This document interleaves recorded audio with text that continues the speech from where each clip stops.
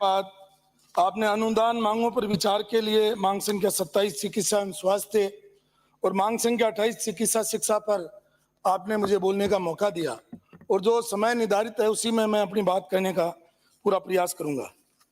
एक कल माननीय मुख्यमंत्री जी का एक बयान आया कि 8 करोड़ राजस्थान के नागरिक मेरा परिवार है। उसका स्वागत है क्योंकि 8 करोड़ राजस्थान की जनसंख्या माननीय मुख्यमंत्री जी मानते हैं। अगर हम जनसंख्या को आधार बनाएं और राजस्थान के अंदर जो हमारे सीएससी पीएससी हैं उनकी अगर संख्या जोड़ें तो अगर इस 8 करोड़ में अगर हम भाग दें इन 3398 सीएससी पीएससी पर और जो डॉक्टर्स की संख्या है उसका अगर हम भाग दें तो 6000 लोगों पर एक डॉक्टर है ग्रामीण क्षेत्र में। जब 6000 लोग जहां हैं वहां एक डॉक्टर है। और जो हमारी ग्राम पंचायतों को अगर हम देखें तो 3.5 ग्राम पंचायतों पर एक या तो सीएससी है या पीएससी है। और अगर हमारे राजस्थान में 48,023 जो है राजस्व ग्राम है और लगभग 1 लाख ढाणियां हैं, उनका अगर आंकड़ा देखें तो 14 गांवों के ऊपर एक सीएससी पीएससी है। और माननीय सभापति महोदय, मैं माननीय मंत्री जी बैठे हैं, इस मंत्रिमंडल के सबसे अनुभवी व्यक्ति हैं। सौभाग्य इनका कि ये तीसरी बार भारतीय जनता पार्टी की सरकार में मंत्री बने हैं, वरिष्ठतम मंत्री हैं, बहुत काबिल और योग्य हैं। और मुझे विश्वास है कि ये भी ग्रामीण क्षेत्र से आते हैं। खींवसर अब जाकर के कोई पंचायत समिति बनी है, इनका गांव भी ग्रामीण क्षेत्र में है। और ग्रामीण क्षेत्र में जो चिकित्सा सुविधाएं जिस स्तर की होनी चाहिए थी वो चिकित्सा सुविधाएं आज नहीं हो पाई। उसके बहुत सारे कारण हैं। इनके प्रगति प्रतिवेदन को मैंने जब देखा तो उसमें देखा कि इनके जिला चिकित्सालय और उप जिला चिकित्सालय में और जो राजपत्रित जो डॉक्टर्स हैं माननीय सभापति महोदय, उनकी स्वीकृत संख्या 18,036 है। उसमें 14,073 लोग कार्यरत हैं और लगभग 3963 पोस्ट आज भी उस क्षेत्र में खाली पड़ी है। यानी एक तरफ तो 14 गांवों पर माननीय मंत्री महोदय एक अस्पताल, और उसमें भी अगर डॉक्टर खाली है, सीएससी पीएससी खाली है, तो मेरा आपसे आग्रह है कि आप इसको अध्ययन करवा करके कम से कम हर अस्पताल में एक डॉक्टर तो हो। आपके कागजों में है माननीय मंत्री महोदय, क्योंकि डेपुटेशन पे चले गए या अपन ने उसकी पोस्टिंग दिखा रखी है, लेकिन वो बैठा कहीं और है। इसके बहुत सारे उदाहरण माननीय सदस्य देंगे। और मैं आपसे निवेदन करना चाहूंगा, आपके जो अराजपत्रित जो कर्मचारी हैं उनकी स्वीकृत संख्या 1,01,404 है, जिसमें आप ये मान लीजिए नर्सिंग अधीक्षक से लेकर nursing officer, lab technician, ward boy सहित, उसमें 1,01,404 में माननीय सभापति महोदय कार्यरत 61,974 हैं। यानी 39,430 जो है रिक्त पद पड़े हैं, यानी 40% आपके उसमें भी खाली है। तो ये कोई आपका दोष नहीं है माननीय मंत्री महोदय, आप अभी आए हैं और मुझे पूरा विश्वास है कि आप अपनी क्षमता, योग्यता और कार्य करने की शैली से इस काम को पूरा करेंगे। नए डॉक्टर्स की भर्ती करके ग्रामीण क्षेत्र में चिकित्सा सुविधाएं देंगे। माननीय सभापति महोदय, मैं क्योंकि समय बहुत कम रहता है इसलिए ये प्रदेश की बातें मैं बात ज्यादा नहीं करूंगा।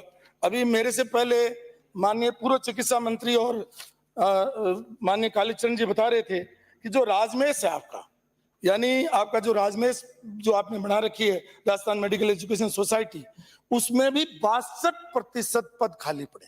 एक मतलब सत्ताधारी दल का व्यक्ति भी मंत्री रहा हो, अगर माननीय सभापति महोदय 62% पद खाली हो तो क्या स्थिति होगी।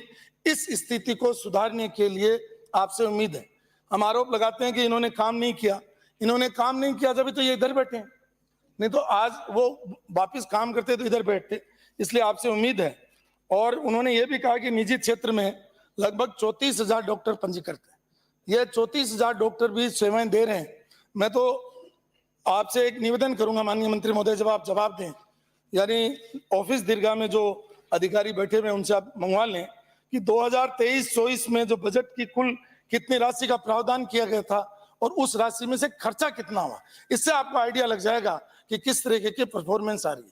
तो मेरा पहला आग्रह तो आपसे ये रहेगा कि नए डॉक्टर्स की भर्ती करें, नए नर्सिंग स्टाफ की भर्ती करें, पैरामेडिकल स्टाफ भी भर्ती करें, और उसके बाद में ग्रामीण क्षेत्र का अगर संभव हो सके तो आप अलग कैडर बना दें, ग्रामीण क्षेत्र की नौकरियां सीएससी पीएससी की नौकरी अलग आप कर देंगे तो मैं सोचता हूं बहुत सारी चीजों का समाधान हो जाएगा। मेरा आपसे माननीय आपका स्वागत करते हुए मैं धन्यवाद करना चाहूंगा मेरे डीडवाना क्षेत्र के लिए पूर्व मुख्यमंत्री माननीय वसुंधरा जी का बार बार कि उन्होंने बजट वर्ष 2017-18 में हमारे बांगड़ राजकीय चिकित्सालय में 300 सैयाओं का ऑर्डर निकाला, मतलब बजट घोषणा की थी। बड़े दुख के साथ कहना पड़ता है माननीय मंत्री महोदय कि उन 300 सैयाओं को 5 साल तक लटकाए रखा, और लटकाने का कारण में कोई आरोप लगाना मेरी आदत नहीं है, लेकिन लटकाने का कारण उस अस्पताल के चारों तरफ छोटे छोटे चिकित्सालय खोल दिए। चिकित्सालय खोलने पर भी मुझे आपत्ति नहीं है, लेकिन जीरो सेटबैक पर वहां न तो डॉक्टर्स के बैठने की व्यवस्था है न और व्यवस्था है, ये काम किया गया। तो मैं आपसे निवेदन करूंगा कि एक तो ये माननीय वसुंधरा जी के जो बजट घोषणा थी उसको पूरा करने की कोशिश करें। एक मेरा ये है कि अब जिला बन गया, मैं 2 मिनट लूंगा सर, जिला बन गया और उस जिले में हमारा जिला चिकित्सालय की जमीन आवंटित की है, और आवंटित ऐसी जगह की है माननीय मंत्री महोदय जो सिर्फ एक गांव है और शहर से 5 किलोमीटर दूर। अब परबतसर, मकराना, नावा, डीडवाना और लाडनू का जिला चिकित्सालय, वहां 5 किलोमीटर कौन जाएगा? तो मेरा आग्रह है कि जो केंद्र प्रवर्तित योजना और राज्य सरकार दोनों मिलकर के जब मेडिकल कॉलेज वहां खोलेंगे तो वहां पर हमारे पास 400 बीघा जमीन सोडियम सल्फेट की पड़ी है जो सरकारी जमीन है। उस जमीन में अगर आप जिला चिकित्सालय भी बना सकते हैं, डॉक्टर्स का रहने का भी बना सकते हैं, और फ्यूचर में आप मेडिकल कॉलेज भी वहां खोल सकते हैं। इसलिए आपको मैंने चिट्ठी लिखी है, उस चिट्ठी पर ध्यान दे करके माननीय सभापति महोदय मैं निवेदन करूंगा कि थोड़ा सा ध्यान दें। उसके साथ साथ माननीय सभापति महोदय मैं आपसे बस 2 मिनट चाहूंगा, हमारे जो शहरी स्वास्थ्य केंद्र है उसमें भी डीडवाना में मतलब एक भी डॉक्टर नहीं लगा हुआ है, उनमें आप डॉक्टर लगाएं। हमारे गरदेजिया, बुड़ोद, आस की रानी, खुनखुना, लाडाबास और इसमें उपकेंद्र है, उनकी भी मैंने आपको सूची भेजूंगा, उनके ऊपर भी आप कार्रवाई करें। एक वसुंधरा जी 3 मई 2018 को गई थी एक अस्पताल का उद्घाटन करने, उन्होंने उस समय एक सीएससी की घोषणा, मतलब वहां का मैं सीएससी बना दूंगी। दुर्भाग्य की बात है कि 5 वर्ष में न तो वहां डॉक्टर जो पीएचसी के डॉक्टर हैं वो भी नहीं लगने दिए और उसको खाली रखा गया, जबकि उस गांव की सैलानी आबाद की जनसंख्या 12,000 है।